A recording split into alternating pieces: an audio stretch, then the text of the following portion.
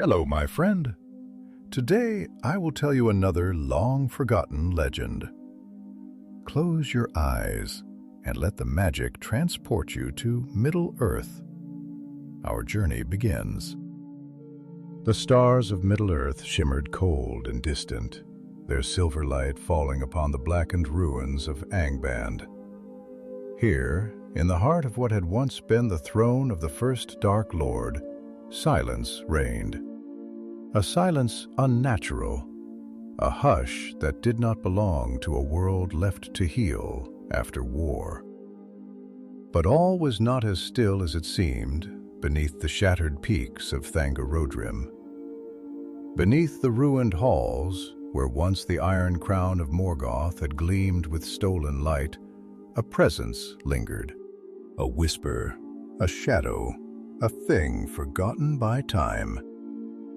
Though the Valar had cast Morgoth beyond the walls of the world, though his body was torn from Arda and his spirit imprisoned in the void, he had not gone entirely. A fragment of his will, a sliver of his being, remained bound to this place, woven into something both ancient and terrible. A ring not of gold, nor of any craft of mortal hands, but of something older, something darker. It was a loop of shadow, of malice given shape, and it pulsed faintly with the last embers of Morgoth's rage. Though his master was gone, the ring had not been left without purpose. It waited, nestled in the roots of the world, its whisper a breath upon the stone. And far beyond the broken lands of the north, someone had heard it. The wind howled over the sinking remnants of Beleriand, the land now lost beneath the waves. And upon the shores of a place that would soon be no more, a lone figure stood staring across the dark waters. His name was Maedhros, last son of Fëanor, and in his weary hands he clutched a broken sword. He had long since lost the right to call himself a king, and he bore no crown upon his head. His garments, once woven with the pride of the Noldor, were worn thin by years of exile and war. His right hand, severed long ago in torment, was but an empty ghost at his side. His left still clenched his weapon, as though it might ward off the past itself. For Maedhros had lived too long in the shadow of his father's oath. Fëanor, the greatest of the elves, had sworn a terrible vow that he and his sons would reclaim the Silmarils, the jewels that held the light of the two trees of Valinor, no matter the cost. They had pursued them through fire, through war, through ruin, until only he remained. His brothers were dead, their names lost to the lament of ages, and yet the oath still burned in his blood, binding him tighter than any chain. Always beyond his grasp, it had been wrested from Morgoth's iron crown in the final days of the war, yet it had not come into his hands. It had passed beyond his reach, beyond the reach of all who would claim it. For Arundel the mariner had borne it into the heavens, sailing beyond the confines of the world. The jewel now hung among the stars, a light no elf or man could hope to touch. And yet, Maedhros had heard a whisper of something left behind, something that belonged to Morgoth, something that might yet lead him to the last Silmaril. The thought was poison, and he knew it. He knew it as surely as he knew the doom that had followed his house, the curse that had swallowed his kin one by one. He knew it as he had known his own reflection in the still waters of the pools of Himring before they too were swallowed by ruin. And yet, he could not turn away, for if there was even the smallest hope, even the barest chance that he might fulfill the oath before the end, how could he refuse? The waves crashed upon the shore, and Maedhros closed his eyes. He was tired beyond the weariness of mere flesh. He had seen too many battles, too much sorrow.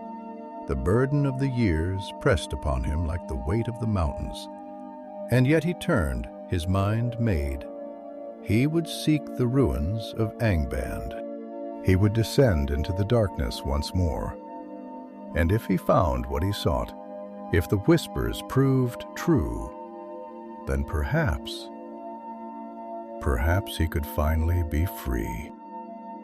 But even as he made his choice, far away in the eastern lands, another had already begun his own search. Sauron, once Morgoth's most trusted servant, had not perished in the breaking of Angband. He had fled, slipping from the sight of the Valar like a shadow that lingers even after the fire has died.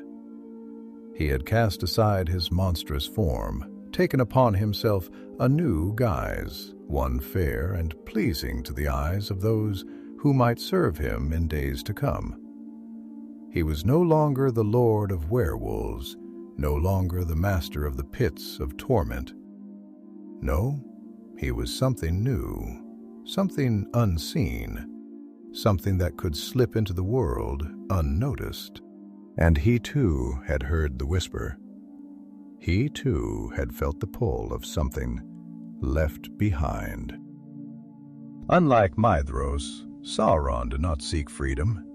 He did not seek redemption, nor did he chase the last embers of a dying oath. He sought power. He sought what Morgoth had left undone. The Dark Lord had fallen, but his will had not been entirely destroyed. No, it had been scattered like embers upon the wind. And Sauron had spent long years gathering those embers, rekindling the fire that had once burned so brightly in the heart of Middle-earth. And if the whisper was true, if there was something left, something Morgoth had hidden, something that might grant dominion over the world once more, then he would claim it. For he was Sauron, and he had no master now. The road to Angband would be long, and the ruins treacherous. The world had not yet fully buried its memory of the Dark Lord, and the scars of the War of Wrath remained upon the land. But both Maedhros and Sauron were undeterred. One sought to end an oath, one sought to begin an empire. And in the heart of the ruins, something ancient and waiting stirred. For the ring had known patience beyond reckoning. It had waited through the long years of silence. It had waited as the world changed, as mountains fell, as oceans rose. It had waited for hands to take it, for voices to speak its name. And now, at last, it would wait no longer. The winds that swept across the ruins of Beleriand were heavy with salt and sorrow, and the voice of the sea was ceaseless in its lament. The land, which had once been a place of beauty, of forests gilded by the golden light of Laurelin's memory, of rivers that had once sung to the stars, was now but a ghost of its former self. The waves lapped hungrily at the broken shores, clawing away at what little remained, swallowing the last stones of a kingdom long perished. The sky, painted in bruised hues of violet and ash, mirrored the turmoil within Maedhros's heart. And as he stood there, gazing over the edge of the world, the past stretched out before him like a road that could never be walked again. Of war, with the cries of his brothers who were lost in the battle. No, it howled with the echoes of war, with the cries of his brothers who had fallen one by one, swallowed by the fire of their father's oath. Maedhros ran his lone hand through his wind-tangled hair, feeling the strands against his calloused fingertips, and he exhaled heavily, as though trying to release the weight that had pressed against his chest for too long. But the weight would not lift. It had bound itself to him, to the very core of his Fëa, just as surely as the oath had bound his spirit to ruin.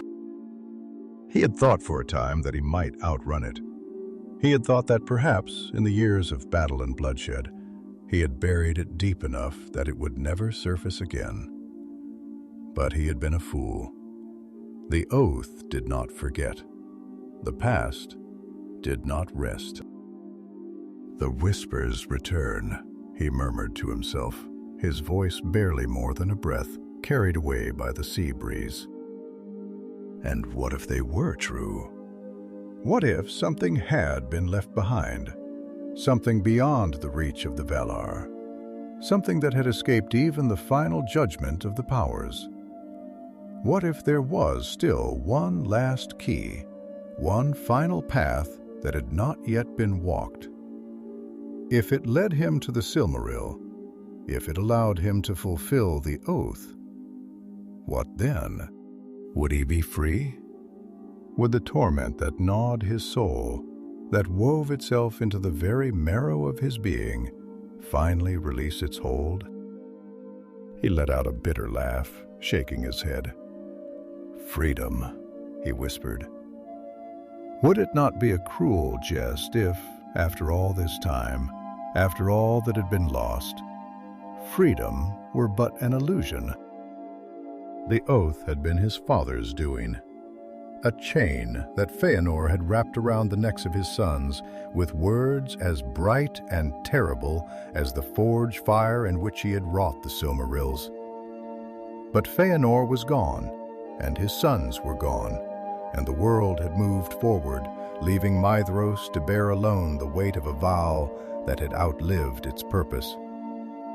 And yet the thought would not leave him. Slowly he turned from the sea, his gaze shifting eastward, where the ruined lands of the north lay in waiting. A dark place, now abandoned, where the scars of Morgoth's dominion still lingered in the very bones of the earth. The land there would not be kind to him. It would not welcome him with open arms, nor offer him the solace of rest. It would fight him, as it had fought all who had dared tread its desolate paths. And yet he had made his choice. He would go. The road stretched before him, uncertain, unkind, but there was no turning back now. Not when the whispers had begun again. Not when the ghosts of his brothers seemed to stand beside him, their voices pressing against the walls of his mind, urging him forward. Though whether they wished for his salvation or his damnation, he could not tell. Far to the east, beneath a sky that had not yet seen the first stars of the evening, another figure stood in silence, listening to whispers of his own. Sauron had shed the form he had worn in the wars of old. No longer the great and terrible master of wolves, no longer the black-clad lord of Angband's cruel forges. He had cast off the skin of battle and taken on a new guise, one of silvered grace, of fair speech and measured steps. In the reflection of the dark pools that dotted the ruin of the land, his image shone like something wrought by the hands of the Ainur, unmarred by the monstrous shapes he had worn before. But beauty was a mask, and behind his golden eyes lay something far older, far colder than the mere ambition of a lesser king. He had not forgotten his master. Even in defeat, even when the power of the Valar had broken Angband and torn the world apart, Sauron had not wavered in his devotion. Others had fled, others had surrendered, and others still had been taken in chains before the thrones of the powers. But Sauron had done neither. He had watched. He had waited. And now, as the whispers returned, as the air itself trembled with something unseen, he knew that the time had come. "There is something left," he murmured to the darkness. "Something you did not take, something you did not destroy." He had felt it like a ripple through the fabric of the world, a breath against the silence, a call that had been waiting to be answered. Morgoth had been cast into the void, his body sundered from the world, but his will, no, his will had not been so easily undone. The foundation of all that he was, the roots of his dominion, had run too deep, and if something of that remained hidden in the ashes of Angband, then it would be his to claim. For he had learned well the lessons of his master. Power was not only in the strength of arms, nor in the force of terror. It was in the unseen, in the whispers that could turn the tide of history before a blade was ever drawn. It was in the careful shaping of thought, the subtle art of dominion. And if there was a piece of Morgoth left behind, then it was his by right. Not to serve, no, never again to serve, but to wield the ring. He had read of such things in ages past, of the ways in which power could be bound not only to the flesh, not only to the stone, but to something greater, to an idea, to a will that would not be undone even in death. Morgoth's power had always been greater than his presence. His dominion had spread far beyond the reach of his hands. If a piece of that remained, if it could be claimed, if it could be shaped anew. Sauron smiled, a slow, thoughtful curve of his lips. It was time to return to the ruins of Angband, time to seek out the last remnants of the first Dark Lord, time to take for himself the power that had been left behind. And so, across the wide expanse of Middle-earth, two paths began to converge, one driven by the ghost of an oath, the other by the shadow of ambition. And in the heart of a land where no light had ever truly pierced, something waited, something that had never stopped waiting.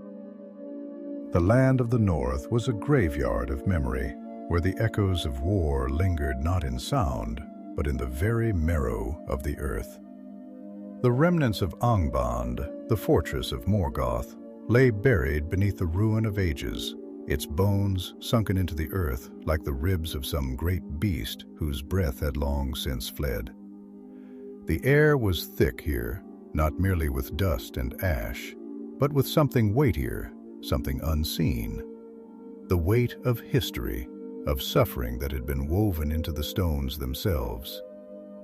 The wind that passed over these desolate lands did not whisper with the voices of birds, nor carry the scent of life, but only the dry bitterness of a place where darkness had ruled for too long, where the very fabric of the world had been burned and scarred beyond healing. Maedhros had known such places before. He had walked them in the ruin of Himring, in the broken lands where the fires of war had scorched away the beauty of Arda's youth. But here, where once the Dark Lord had held dominion, where the breath of the First Age still clung stubbornly to the silence, it was different. It was not merely a battlefield. It was a wound that had never closed, a gash in the flesh of Middle-earth that no time nor power could ever truly mend. Places such as these, one must always be. Places such as these, one must always be ready. His thoughts moved slower than his steps, heavy with the weight of what had come before, with the specters that walked beside him unseen. For how could he take a step in this world and not feel the presence of his brothers, of the oath that bound them still, though their bodies had long since turned to dust? It was not only ghosts he carried, but regrets, and the unrelenting knowledge that every choice, every road he had taken, had led him here. Alone, beneath a sky that had forgotten the warmth of light. He exhaled slowly, his breath visible in the cold that clung to the stones like a veil of death. The mountains loomed ahead, jagged as the teeth of a beast, and beyond them lay the ruins of Angband, buried beneath the weight of its own collapse. It had been thought by many that nothing remained, that the breaking of the world had swallowed it entirely. But Maedhros knew better. He had spent too long listening to the whispers of things others did not hear, to the echoes of a past that did not rest as it should.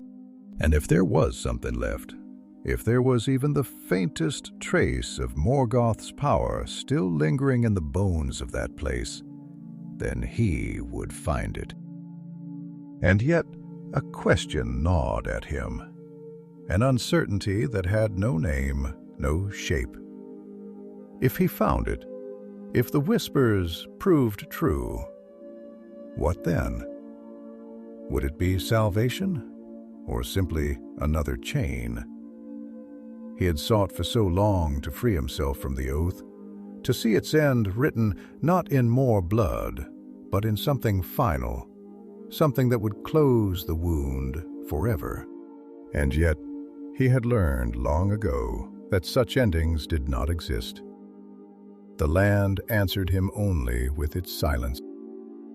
Far away, beneath a different sky, Sauron stood in the shadows of the mountains, his golden eyes watching the land before him as though he could see through the rock itself, as though his vision was not bound to the world of flesh and stone, but something deeper, something woven into the fabric of Arda itself. He did not move with haste, for haste was the tool of those who feared time, and he did not. Time had been his ally, his weapon, his servant. He had waited through the ruin of ages, through the fall of empires, through the shifting of the world itself, and he would wait again, if need be. But he knew, in the deepest part of himself, that there would be no need for waiting now.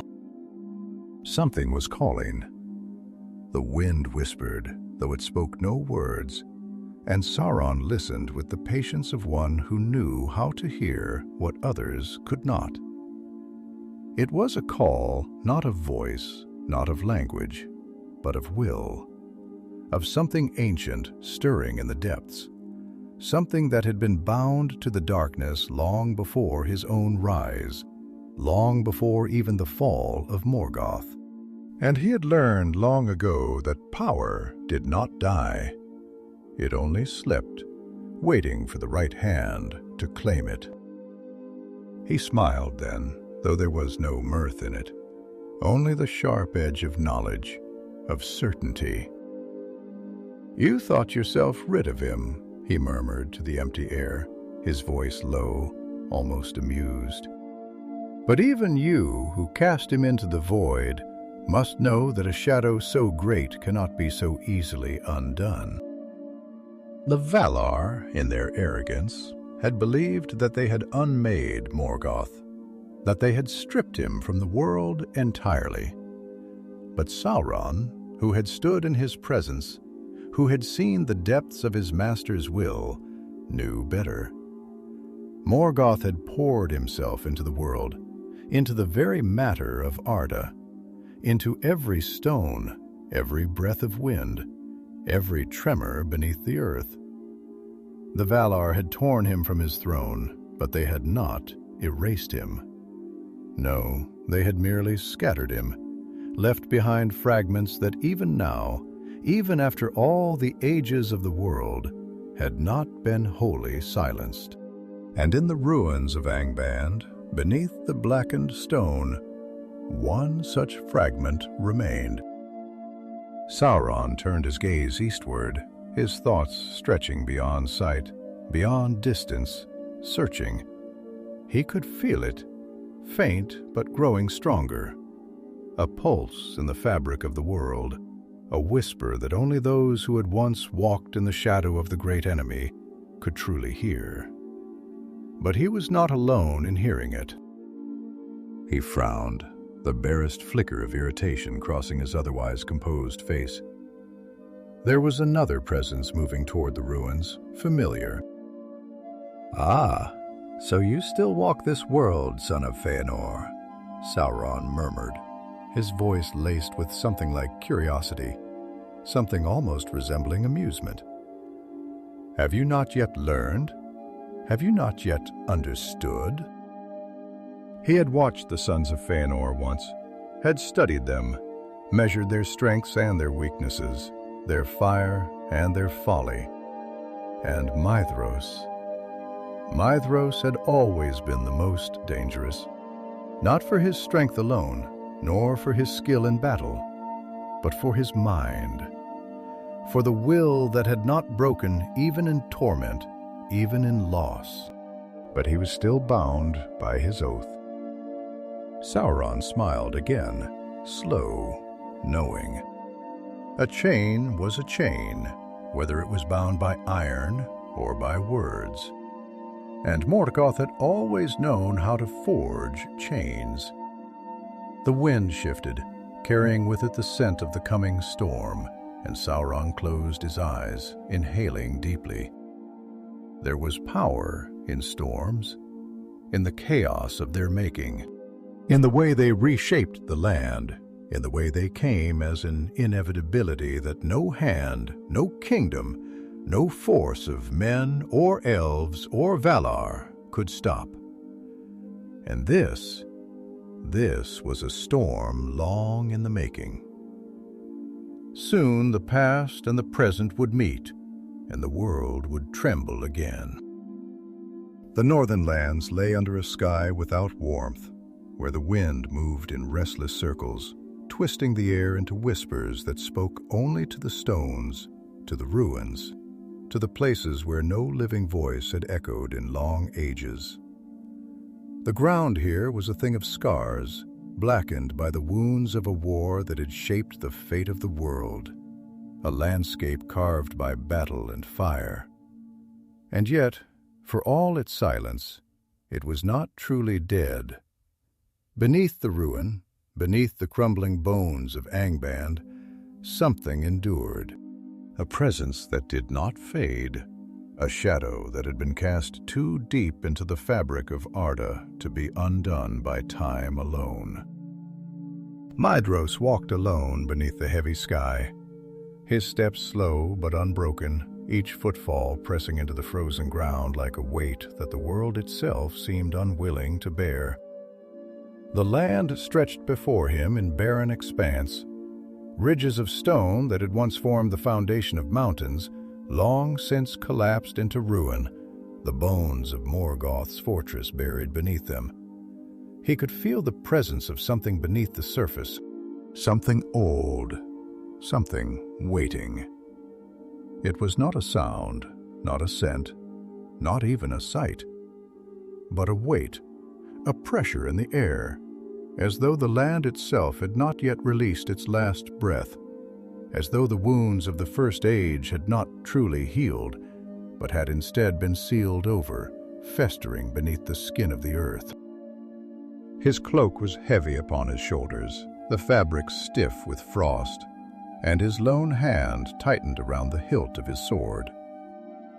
Though he knew that no blade, not even one forged in the great forges of the Noldor, would be of use against the kind of presence that lingered here. It was not a creature of flesh that awaited him, not a foe that could be slain by steel or fire. No, it was something more insidious, more dangerous. It was a whisper, a thought, a promise. It was the remnants of a will that had not entirely passed from the world. He knew the voice of the Dark Lord.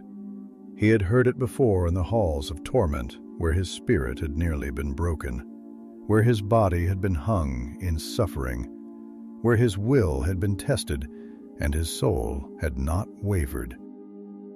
But there had been something else beneath Morgoth's voice, something deeper, something that had not come from the master of Angband himself, but from the thing that had created him. A darkness older than even the Valar, a hunger that had given birth to destruction, a force that did not fade with time. Was that what he felt now? His breath was slow and measured, each exhale curling into the cold like a wraith that refused to dissipate.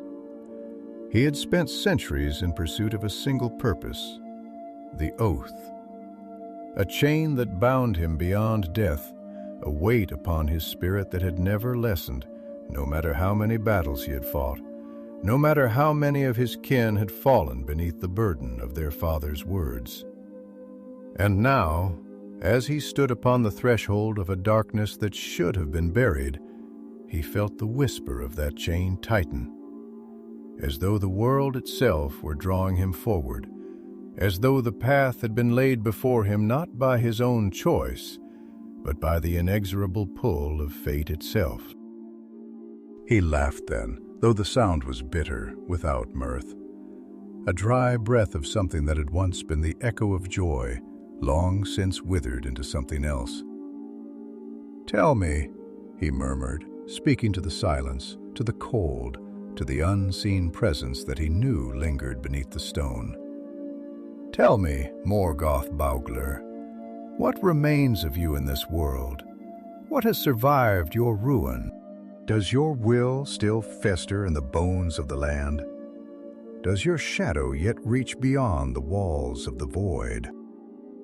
There was no answer, and yet he felt it still, the weight of something unseen pressing against the edges of his mind.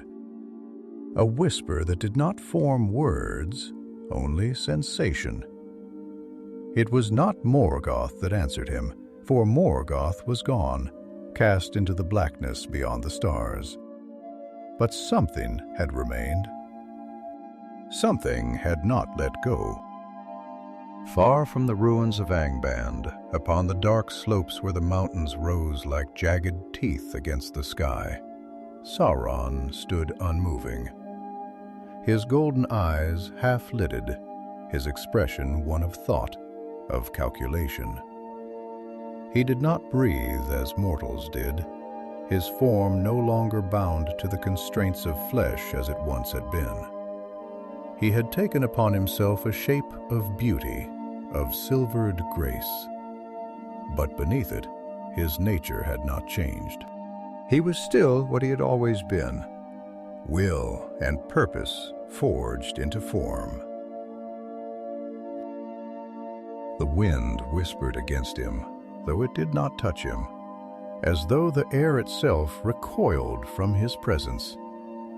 He stood with the patience of one who had outlived empires, one who had seen the rise and fall of kings, the breaking of worlds. He had waited through the ruin of ages, and he could wait longer still, if need be.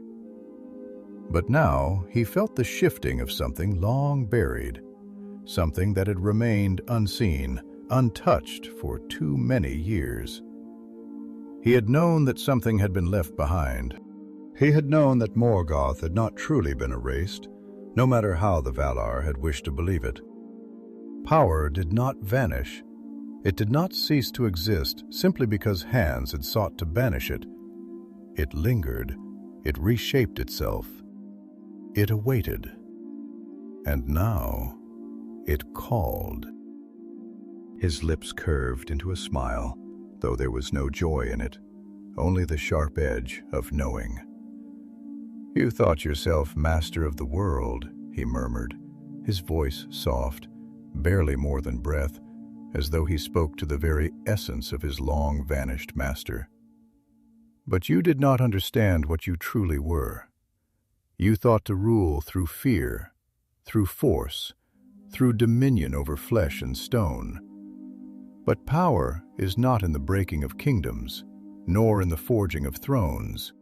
It is in the shaping of the mind, in the bending of thought, in the quiet whisper that turns the will of others without their knowing. You did not see it, but I did." His fingers brushed lightly over the hilt of the dagger at his side, though he did not draw it. It was not a weapon he needed. It was merely a reminder. "You thought your war was won with armies," he continued, his voice a whisper upon the wind.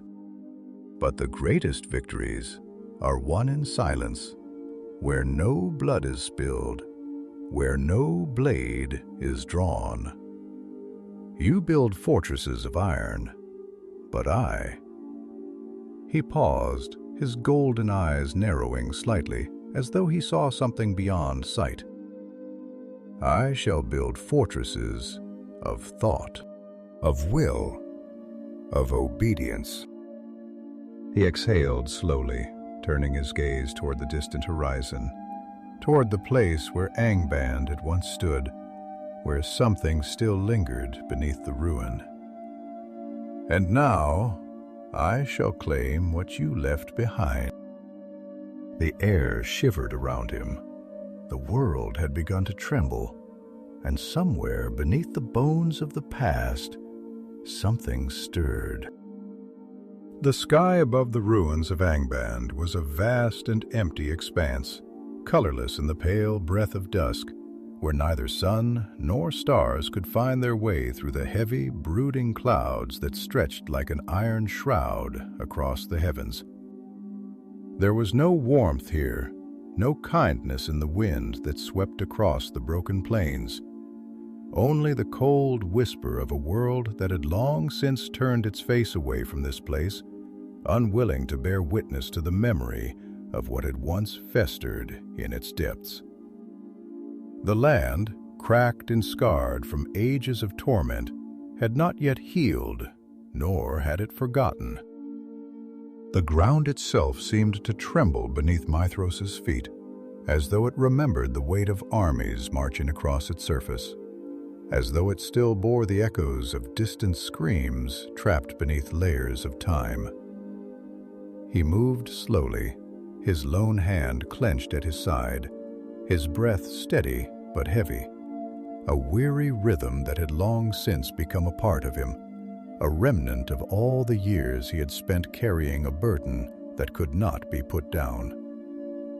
He had walked too far, seen too much, endured too many lifetimes of sorrow to let his body falter now. But the weight of what lay ahead pressed against his spirit as surely as the wind pressed against his flesh. He had thought himself numb to fear, to doubt, to the hesitations that once plagued him in his youth. But here, in this desolate place, where even the stones seemed to whisper of things that should not be disturbed, he felt something close to it. Not fear, not quite, but something deeper, something colder.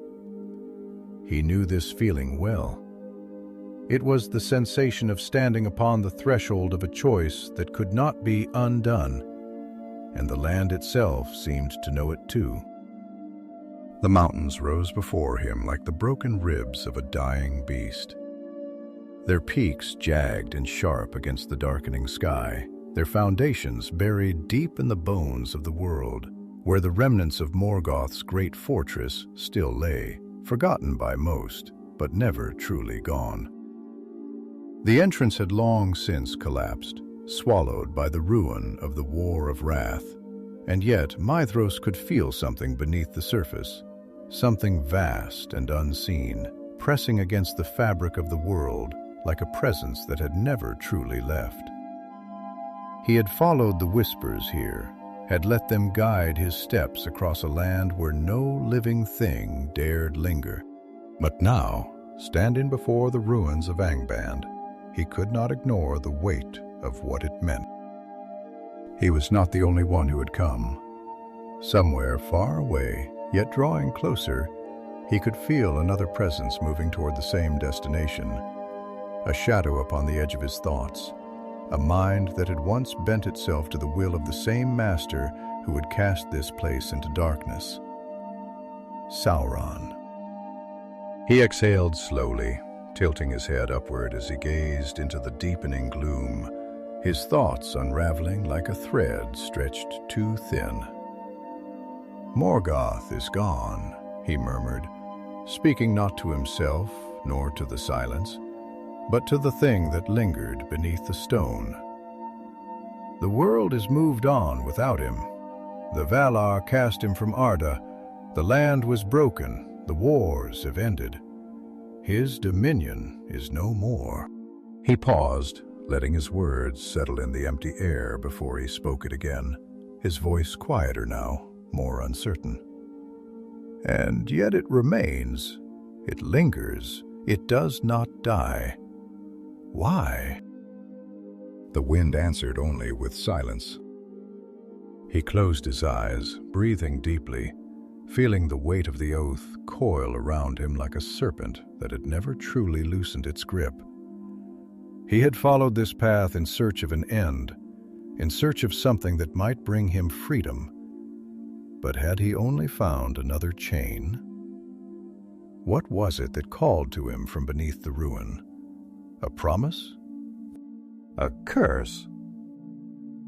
A voice stirred in the back of his mind, quiet but persistent.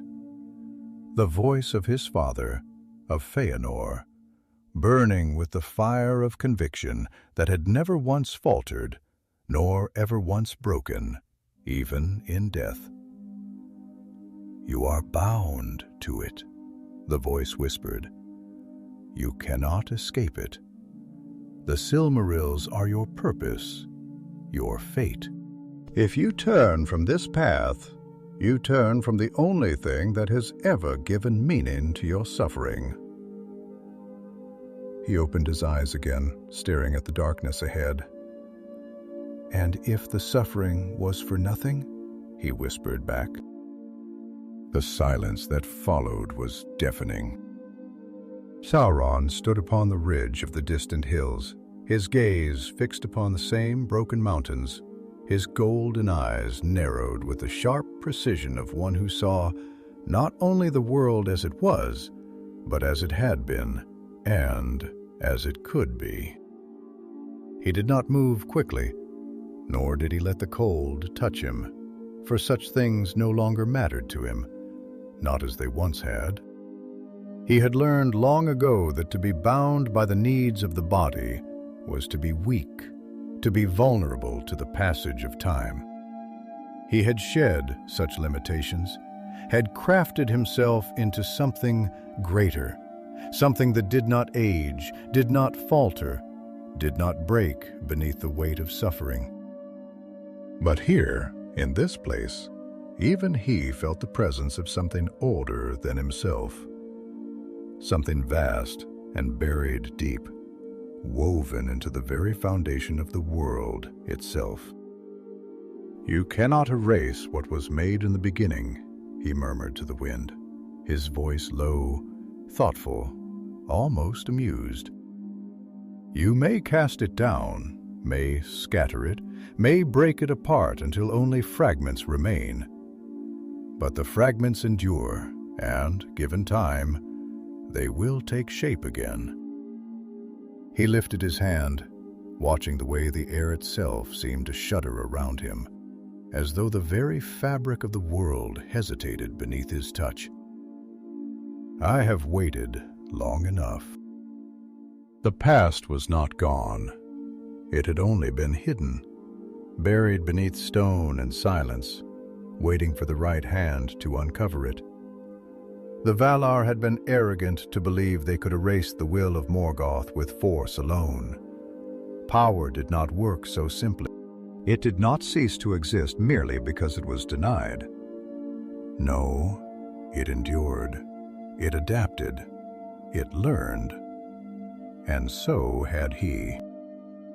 He closed his fingers into a fist, and somewhere deep beneath the ruins, something stirred. A pulse, a whisper, a breath. Sauron smiled. "It is time." And with that, he began his descent toward the ruins of Angband. The past was no longer content to sleep, and neither was he. The air around the ruins of Angband was thick with silence, but it was not the silence of peace nor of rest. It was a silence weighted by the remnants of things long buried, by echoes that had not faded, by shadows that had never fully fled. It was the kind of silence that did not simply fill the empty spaces of a forgotten place, but which clung to it, as if the very bones of the land still bore the weight of what had once transpired here. The sky above was vast and empty, neither day nor night fully claiming it, as if even the heavens hesitated to cast their gaze upon this forsaken place. The stars, distant and cold, remained veiled behind the heavy, shifting clouds, their light no longer reaching these lands where darkness had once ruled, and perhaps in some quiet way, still did. Maedhros stood before the crumbled remains of what had once been the greatest stronghold of the first Dark Lord. His lone hand curled into a fist at his side, his breath slow, steady, though his spirit roiled within him like the tides beneath a storm. He had always known that his path would lead him here, though he had not spoken of it, not even to himself. The oath had never forgotten, nor forgiven. It had never allowed him rest, had never loosened its grip upon his soul, not even in the long years when he had tried to silence its voice. But now, at last, he was here, away by time, nor buried beneath the broken stones of Morgoth's fallen kingdom. It was not simply the whisper of a past that refused to be forgotten. It was something more, something alive. For a long while, he did not move, did not speak, only listened, his senses stretching outward, his thoughts unraveling, seeking. The wind carried no words, but it was not empty. There was something beneath it, beneath the stillness, beneath the bones of this place. A presence that did not sleep, though it had been waiting for an age. And it was waiting for him. The thought should have unsettled him. It should have drawn a shadow of unease across his heart, should have stirred within him the warning that had been burned into his spirit in the long years of war and loss. But instead, there was only a quiet certainty, a knowing that had no explanation, only inevitability. Whatever was buried here, whatever had been left behind, it had been calling to him long before he had set foot upon this path. He exhaled slowly, his breath visible in the cold, curling like smoke against the air. And finally he spoke, not to himself, nor to the wind, nor even to the ghosts that had followed him through the long years of his journey, but to the thing that waited beneath.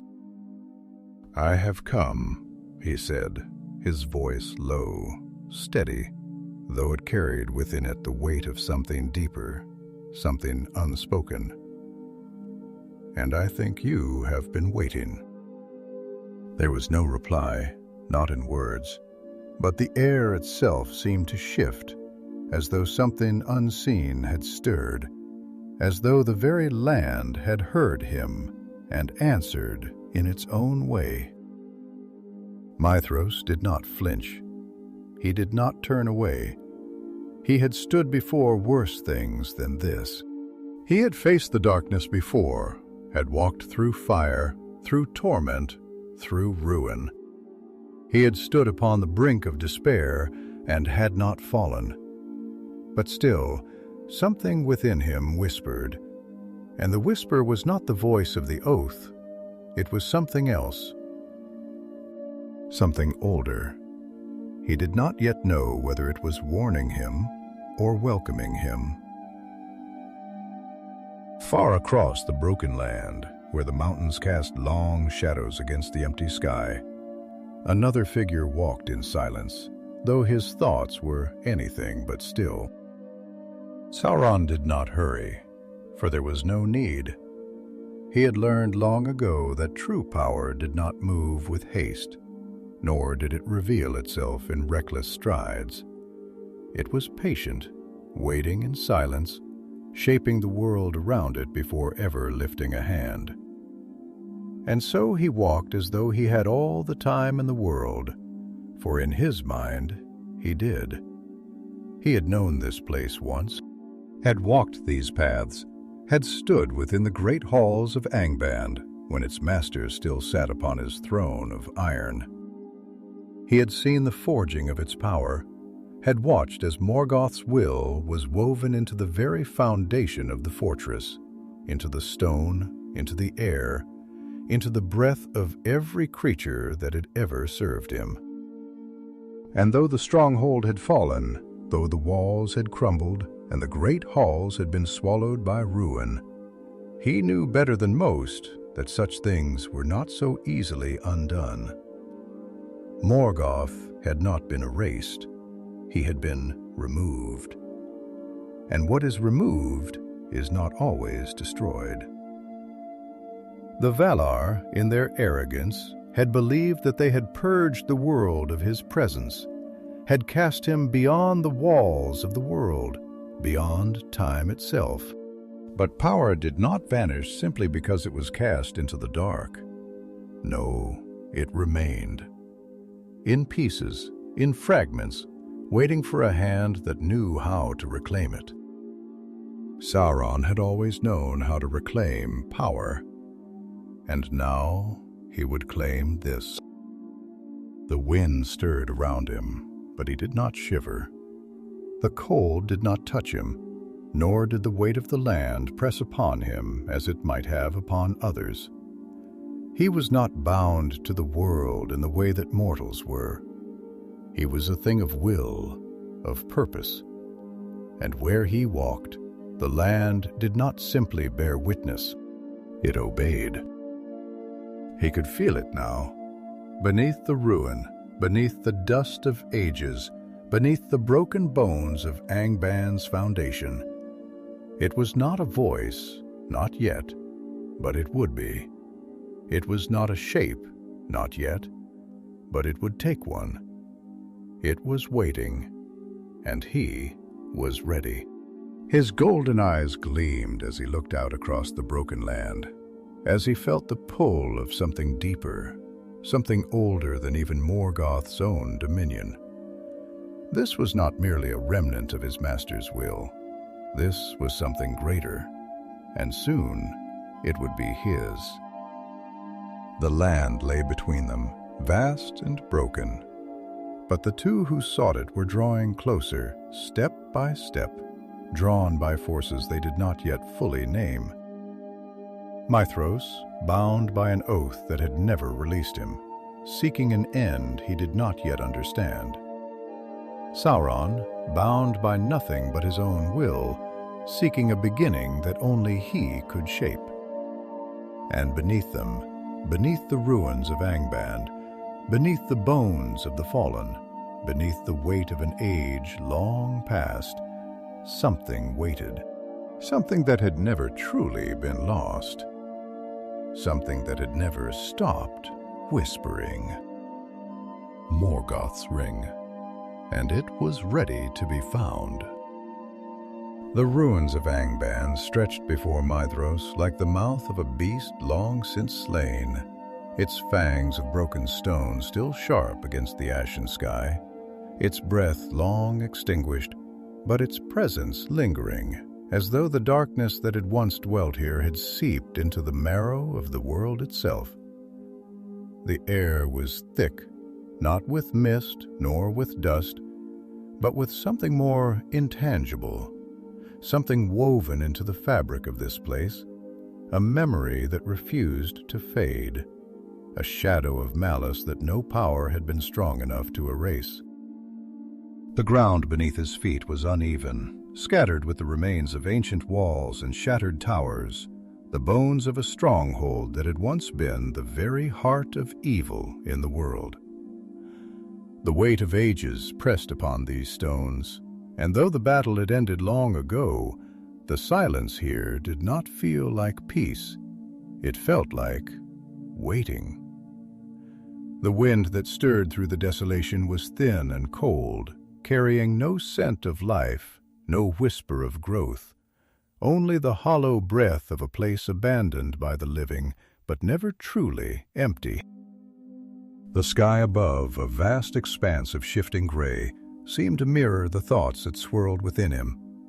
Thoughts that had no true shape, only the heavy certainty of something inevitable drawing near. He had walked too long with ghosts, had carried the weight of the past upon his shoulders until it had become indistinguishable from himself. And yet, as he stood now upon the threshold of this broken citadel, he felt something stir within him that was neither the oath nor the burden of his long years of sorrow. It was something quieter, something colder. Doubt.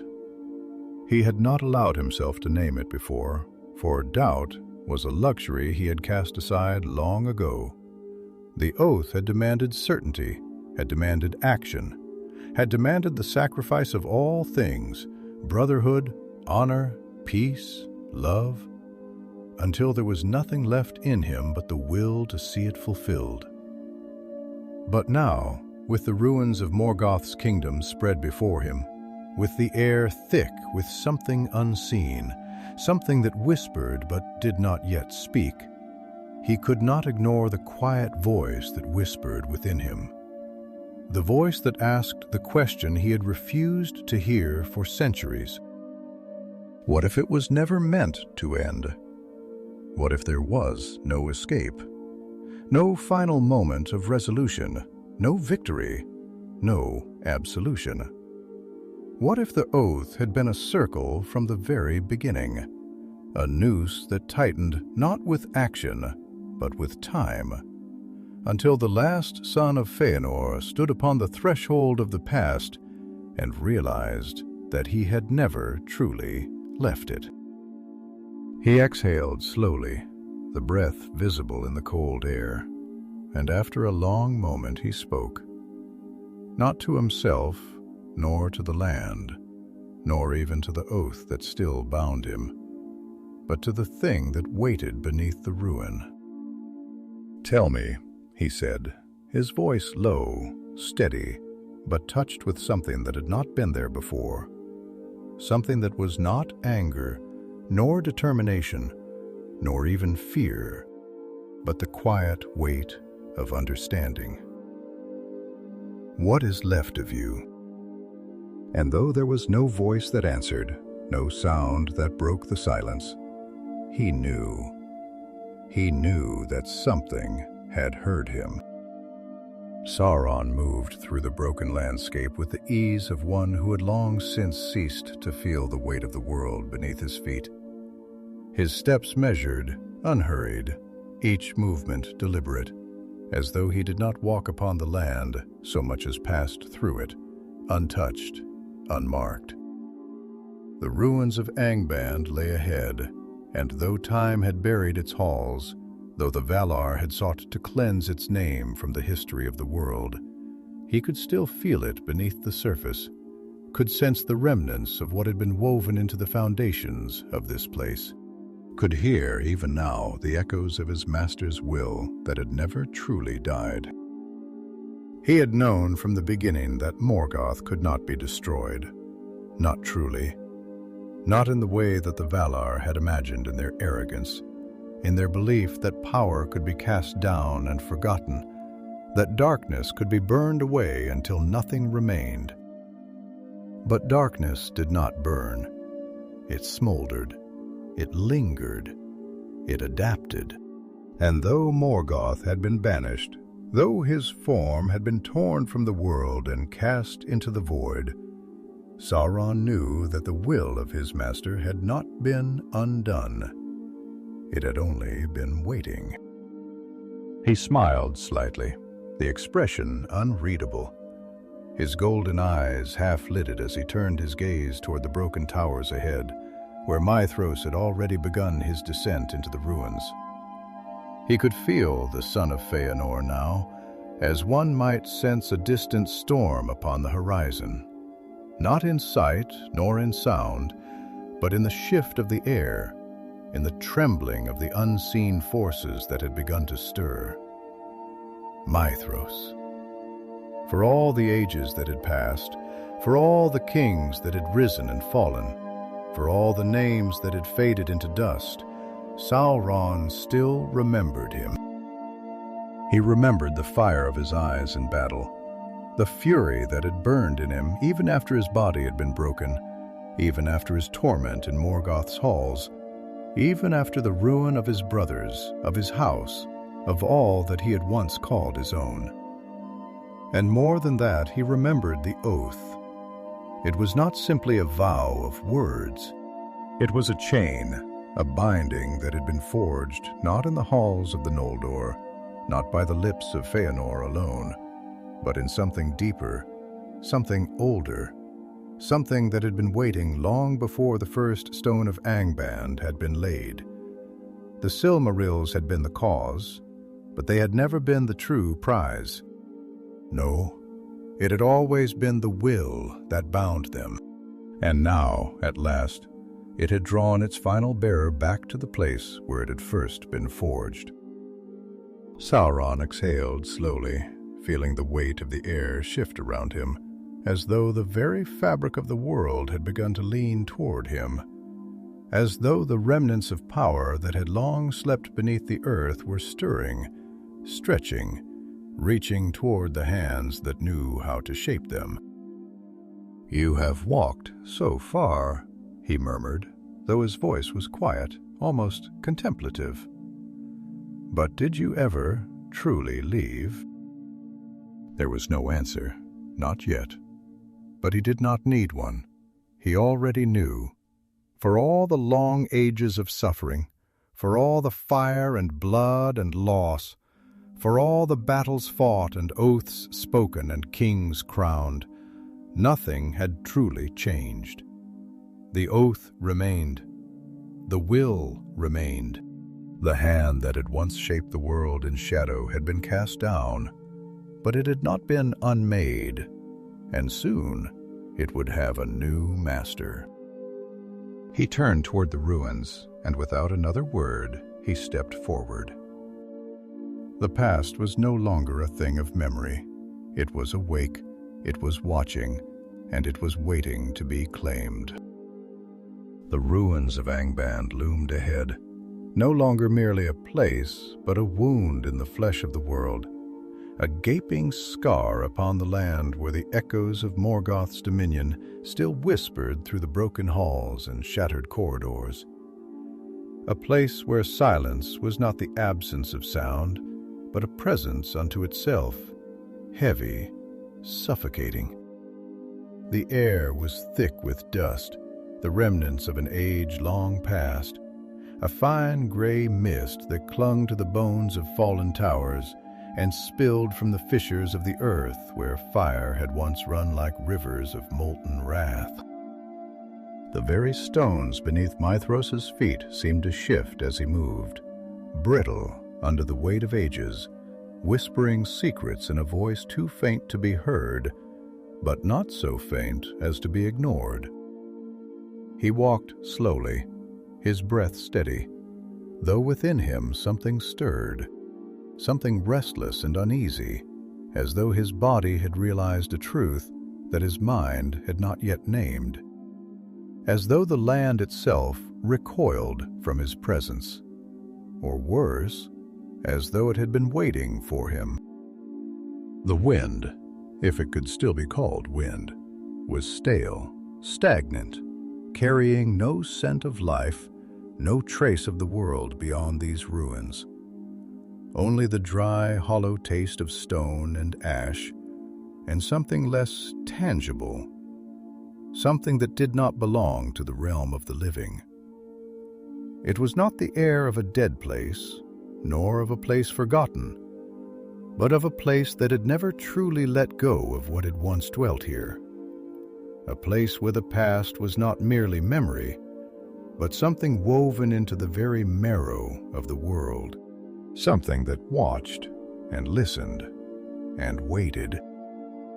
He had thought himself prepared. He had walked too long in darkness to be shaken by mere shadows, had stood upon battlefields drenched in the blood of his kin, had held his own body together with nothing but will and the fire of his oath when all else had been torn from him. He had known suffering beyond what any mortal could endure, had borne the weight of loss heavier than the mountains themselves. And yet, as he stood now upon the threshold of what had once been Morgoth's throne, he felt it, the quiet whisper of something deeper, something colder than fear, something that did not threaten, but simply was. He knew that he was not alone, and he knew, with a certainty that settled into his bones, that he had never truly been alone.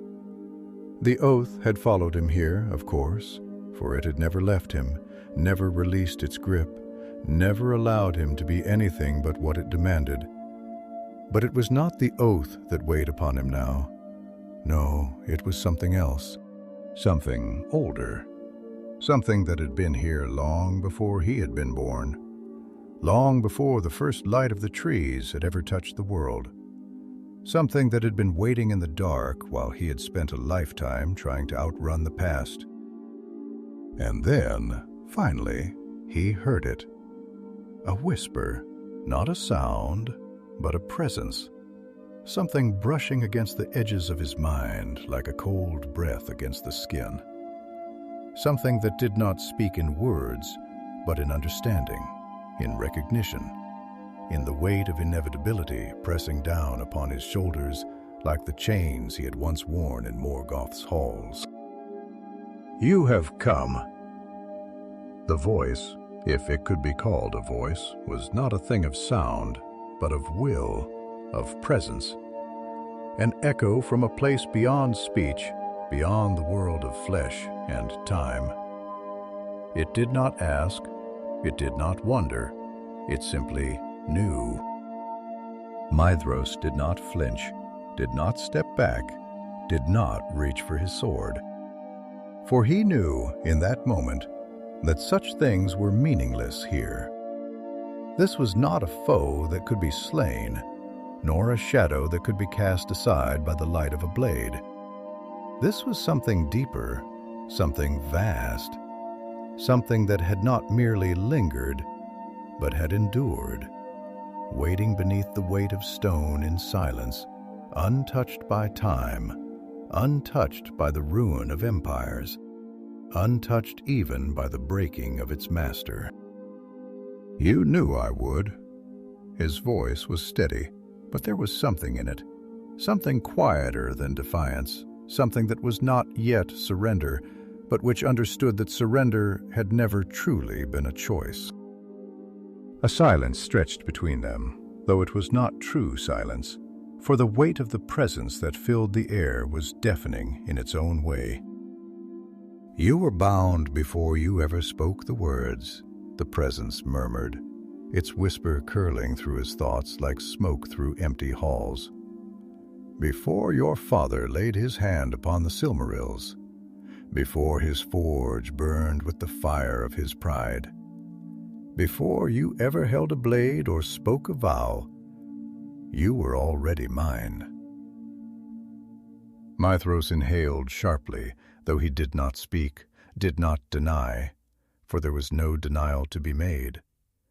He had known on some level that this was always the truth, had known that the oath had been more than words, that it had been a chain forged not merely in fire, but in something deeper, in something that had existed long before his father had ever set foot upon the shores of Valinor.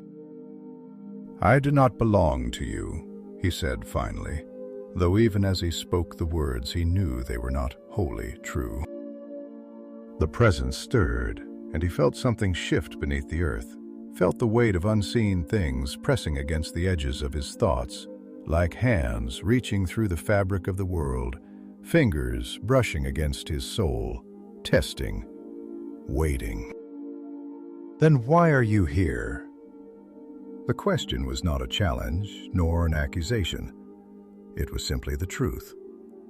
He closed his eyes for a moment, feeling the weight of the centuries press down upon him, feeling the ghosts of his brothers at his back, feeling the fire of his father's oath coiling around him like a serpent that had never loosened its grip.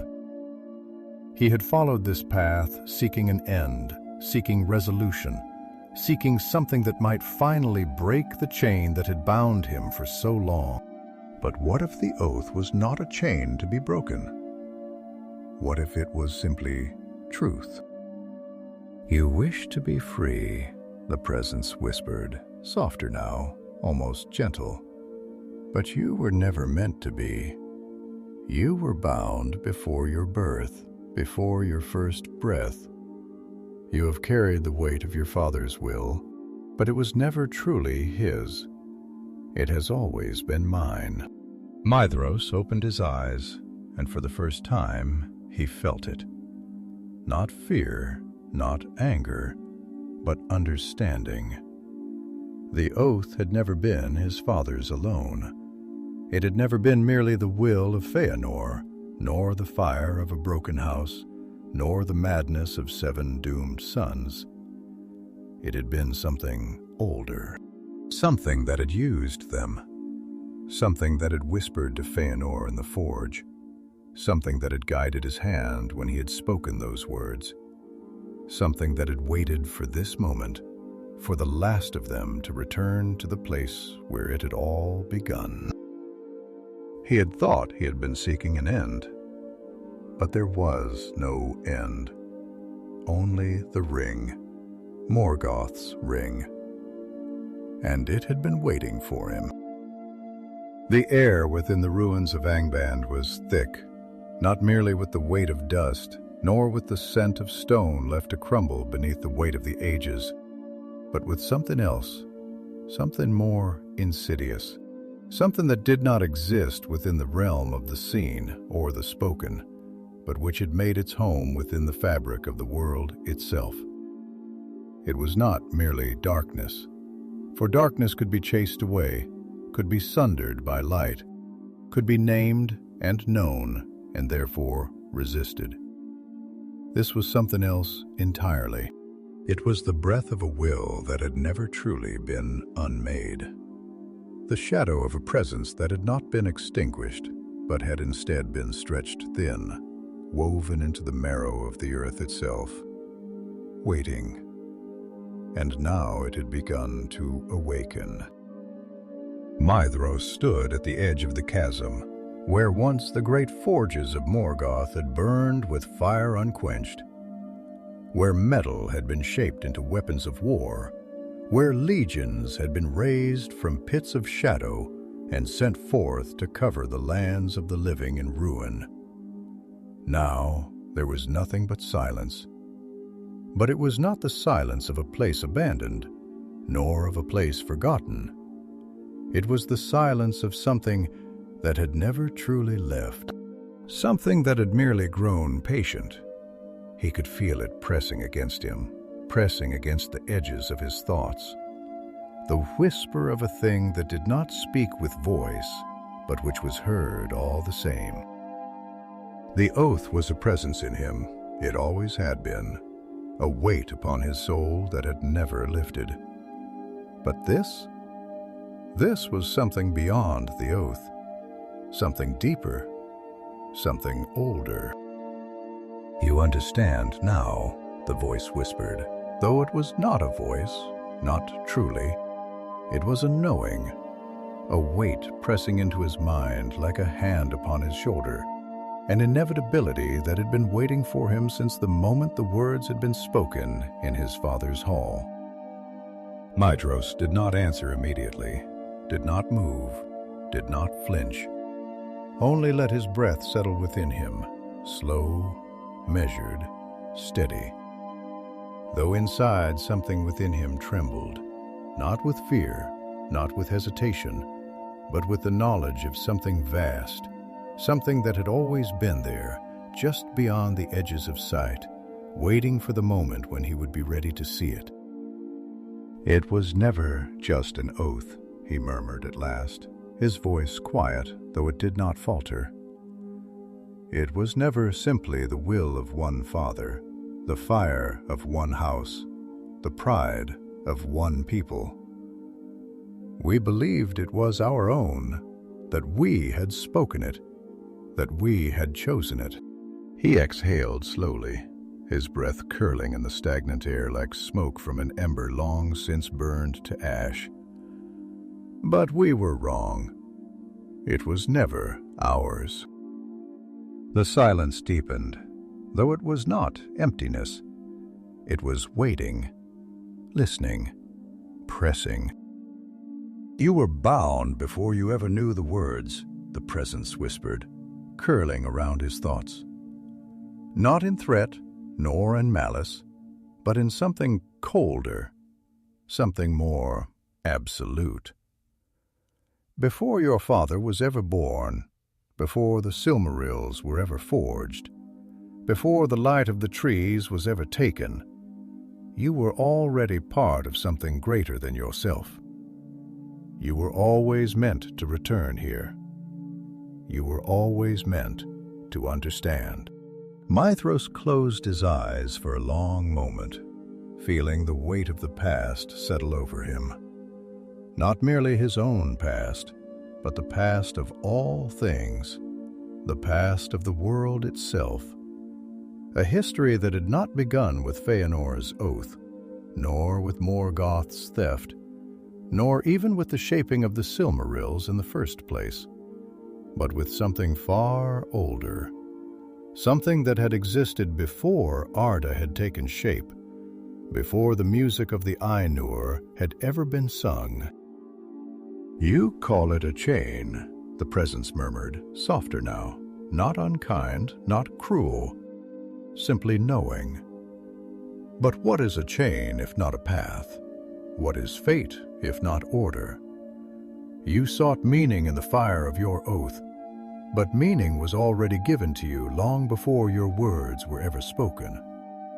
What you called a curse was simply a purpose you did not yet understand." Maedhros opened his eyes, the dim glow of his surroundings reflecting in his gaze. Though there was no fear in them, no anger, no rejection, only understanding, heavy and unshaken. "Then tell me," he said, his voice quieter now, though every word was weighted with something deeper than certainty, something beyond defiance. "If it was always meant to be, if we were always bound to this, if there was never any other path, what now?" The presence did not answer immediately, and for a moment the silence stretched long and heavy, as though it were considering, as though it were waiting to see if he would ask again. And then, slowly, something began to stir beneath the stone. Not in sight, not in sound, but in something deeper, something beneath thought itself, beneath time itself. The earth did not shake, the air did not change, and yet Maedhros knew. He knew that something had awoken, something that had waited for this moment, for this question, for this return. And somewhere, not far away, another had felt it too. Sauron stood at the edge of the ruins, his golden eyes half-lidded, his gaze turned not toward the broken walls, nor the shattered spires of what had once been the mightiest fortress of the First Age, but toward something deeper, something beneath. He could feel it moving now, stretching, stirring, shifting like a shadow that had been cast too long in stillness. He had known from the moment he had first heard the whisper that something remained here. He had known that Morgoth had left behind more than ruin, more than memory, more than the scars of war upon the land. He had known that true power was not in fortresses, nor in armies, nor even in thrones, but in the will that shaped them. And now, at last, he had found it. He smiled, though the expression was slow, measured, not of triumph, but of recognition. "You always were blind," he murmured, though he spoke not to himself nor to the wind. nor even to the silent land beneath his feet, but to the memory of his master, to the thing that had once called itself a god, but which had never truly understood the depths of its own dominion. You sought to rule with iron and fire, with war and ruin, with chains forged of pain and suffering. But true dominion is not taken, it is accepted. True power is not held in a clenched fist, it is given willingly. He exhaled slowly, the air still and waiting around him. "And he will give it," Sauron murmured, his gaze turning toward the place where Maedhros stood. Unseen, but not unfelt, two souls drawn toward the same inevitable conclusion, though neither had yet spoken its name. He already has, for there was no escape from what had already been written. There was no turning from what had already been shaped. There was no end, only the ring. And now, at last, it would be whole again.